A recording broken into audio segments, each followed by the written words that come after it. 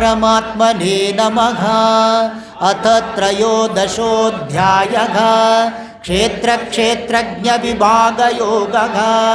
श्रीभगवानुवाच इदं शरीरं कौन्तेय क्षेत्रमित्यभिधीयते एतद्यो वेत्ति तं प्राहुः क्षेत्रज्ञ इति तद्विदः। क्षेत्रज्ञं चापि मां विद्धि सर्वक्षेत्रेषु भारत। क्षेत्रक्षेत्रज्ञयो ज्ञानं यत्तज्ज्ञानं मतं मम तत्क्षेत्रं यच्च यादृक् च यद्विकारि यतश्च यत् स च यो यत्प्रभावश्च तत्समासेन मे शृणु। ऋषिभिर्बहुधा गीतं ब्रह्मसूत्रपदैश्चैव हेतुमद्भिर्विनिश्चितैः महाभूतान्यहङ्कारो बुद्धिरव्यक्तमेव च पञ्चचेन्द्रियगोचराः इच्छाद्वेषः सुखं दुःखं सङ्घातश्चेतना धृतिः। एतत्क्षेत्रं समासेन सविकारमुदाहृतम् अमानित्वमदम्भित्वम् आचार्योपासनं शौचं स्थैर्यमात्मविनिग्रहः। इन्द्रियार्थेषु वैराग्यम् अनहङ्कार एव च जन्म मृत्युजरा व्याधि दुःखदोषानुदर्शनम् असक्तिरनभिष्वङ्गः पुत्रदारगृहादिषु नित्यञ्च समचित्तत्वम् मयि चानन्ययोगेन भक्तिरव्यभिचारिणी विविक्तदेशसेवित्वम् अरतिर्जनसंसदि अध्यात्मज्ञाननित्यत्वम् एतज्ज्ञानमिति प्रोक्तम् अज्ञानं यदतोऽन्यथा ज्ञेयं यत्तत् प्रवक्ष्यामि यज्ञात्वामृतमश्नुते अनादिमत्परं ब्रह्म न सत्तन्नासदुच्यते सर्वतः पाणिपादं तत् सर्वतोक्षिशिरोमुखं सर्वतः श्रुतिमल्लोके सर्वमावृत्य तिष्ठति सर्वेन्द्रियगुणाभासं सर्वेन्द्रियविवर्जितम् गुणभोक्तृ च बहिरन्तश्च भूतानाम् अचरं चरमेव च सूक्ष्मत्वात् तदविज्ञेयं दूरस्थं चान्तिके च तत्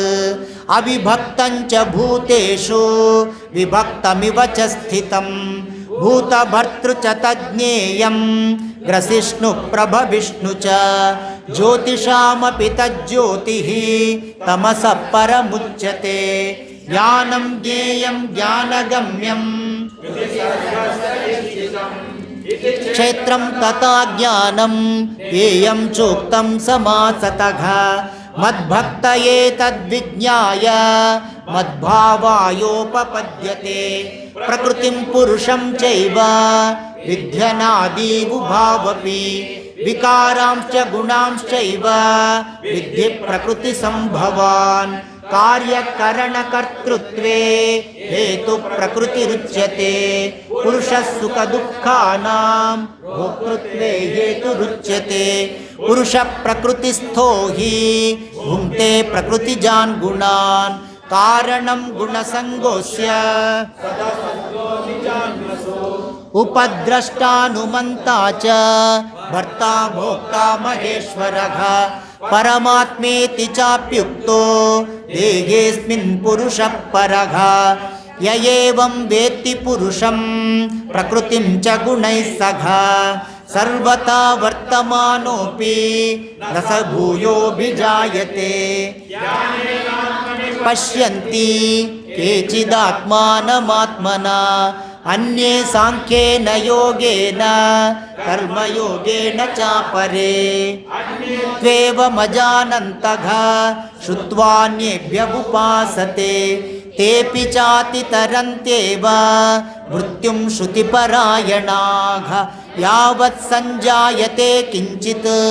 सत्त्वं स्थावरजङ्गमम् तद्विद्धि भरतर्षभा समं सर्वेषु भूतेषु तिष्ठन्तं परमेश्वरं विनश्यत्स्व विनश्यन्तं यः पश्यति स पश्यति समवस्थितमीश्वरं न हि नस्त्यात्मनात्मानं ततो याति परां गतिं प्रकृत्यैव च कर्माणि क्रियमाणानि सर्वशः यः पश्यति ततात्मानम् अकर्तारं स पश्यति भूतपृथग्भावम् एकस्तमनुपश्यति तत एव च विस्तारम् यते तदा अनादित्वा निर्गुणत्वात् परमात्मायमव्ययः शरीरस्थोऽपि कौन्तेय न करोति न लिप्यते आकाशं नोपलिप्यते सर्वत्रावस्थितो देहे तथात्मानोपलिप्यते यथा प्रकाशयत्येकः कृत्स्नं लोकमिमं रविः क्षेत्रं क्षेत्री तथा कृत्स्नं प्रकाशयति भारत क्षेत्रक्षेत्रज्ञयोरेवं ज्ञानचक्षुषा भूतप्रकृतिमोक्षञ्च ये विदुर्यान्ति ते परम् ॐ तत्सदिति श्रीमद्भगवद्गीतासु उपनिषत्सु ब्रह्मविद्यायां योगशास्त्रे कृष्णार्जुनसंवादे क्षेत्रज्ञविभागयोगो नाम त्रयोदशोऽध्यायः हरिः ओं तत्सत् श्रीकृष्णार्पणमस्तु।